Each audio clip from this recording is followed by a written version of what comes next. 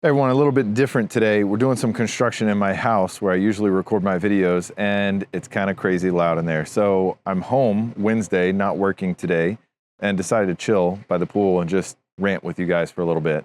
So hope you don't mind, but a little bit different. Today I wanted to talk about something that I really admire with some of the mid-level providers. And look, before I lose a lot of you doctors, hang on, all right? Hang on.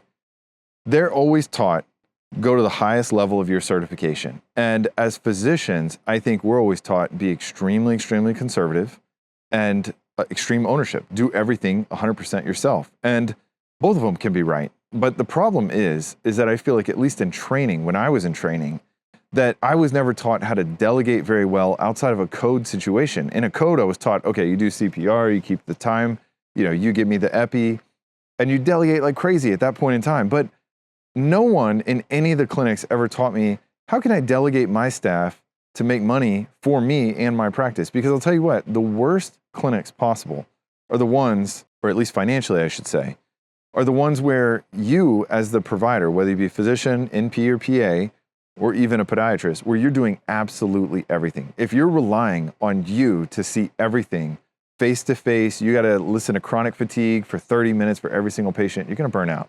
All right, you got to delegate other things, whether that be through venipuncture. You got to have ancillaries outside of this. You got to do venipunctures, EKGs, PFTs. Somehow you got to bring other ancillaries in. I don't care if you're doing freaking DEXA scans in your office. You got to divorce yourself from just seeing fee for service and seeing patients all the freaking time. That's why we started the executive wellness. That's also why you need to look at these revenue lines. For example, a EKG machine secondhand on eBay costs what? $500. Brand new one costs $5,000, but $500. We get paid between $13 and $15 per EKG. The return on that is incredible versus a PFT machine where we do simple PFTs. That machine cost us like $5,000, or maybe it was $3,000, but it was a lot more than an EKG machine. And instead of $15, we only get paid like 25 or 30 bucks, maybe $40 for our best payer. It takes forever to pay that off. And in primary care, you know how many patients come in with pre-syncope, palpitations, occasional chest pain, chest tightness, maybe even epigastric discomfort where it's questioning like, is that peptic ulcer? Is it cardiac? The EKG machine paid for itself in a matter of no time. And delegating that to the MA, the medical assistant, to do those EKGs on your behalf, or hell, I even consult with some of you guys that include it for every annual and just charge for it. There's other ways to do and bring in ancillary income. I'm not saying do something wrong or screw over patients, but I'm saying if you're sitting there and relying on you to see every single patient, do absolutely everything to make the money, you're an employee, all right? You might as well be an employee for a larger health system that is making the hospital fee for service and better reimbursement rates. You're probably gonna make more money doing that, all right? If you're gonna do a micropractice and it's just gonna be you seeing 25 patients all day, no ancillary income, you might as well work for the big guys, all right? Otherwise, yeah, you'll get more free time. You're sure as hell not gonna make more money doing that. So the one thing I really appreciate about what every single mid-level that we've hired, whether it be a PA or NP, is they're always taught to maximize the license, maximize the license. And I don't want to get into argument. I know some of you guys can be very anti-mid-level. Let's keep it kind, okay? But where I want to go with this is that your MA can do things on your behalf, okay?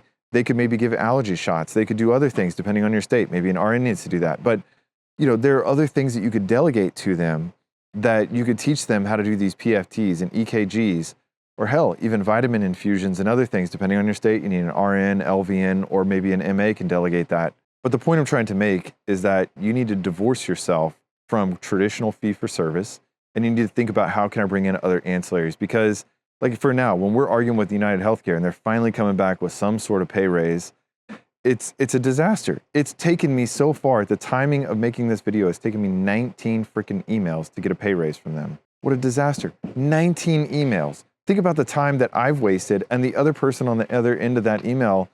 We've probably both wasted like 2 hours on this at this point in time, times how many times they have to go through this negotiation. No wonder they don't negotiate with small practices anymore. It's an entirely total waste of time for everyone involved, but it's the way the current system works. If you're going to start or grow or scale your practice, you need to make your life easier by employing people that make your life easier, and more importantly, employ people that can bring money into the practice for you. And that should be the homework. If you guys are just solo, just starting out or about to start out, think about how can I delegate, bring on other things that the juice is going to be worth a squeeze, that I can bring this stuff in, delegate it to someone else, and they can bring other things in. Like for example, Yeah, we sell a couple vitamins in our practice, like vitamin D, the 50,000 units. The front desk sometimes will sell it on our behalf. They'll be like, oh yeah, that lady, she was interested in high dose vitamin D. You know, you have in her chart vitamin D deficient, fine, sold it to them, not a problem. Remote patient monitoring, chronic care management. In the beginning, it's hard to do it because you have very limited staff. But as you grow and get bigger, you need to absolutely think about how can I bring these things on? Always be thinking about how you can bring other people in to make money on your behalf and to make your life easier. But the more people that make your life easier that you employ, the less money you're going to make. So you got to have a good ratio of people that you employ that not only make your life easier, but more of them that make you a lot of freaking money. All right, guys, this was a quick video for today. I hope you all enjoy y'all's day. I'll see you guys next time. Thanks for following along.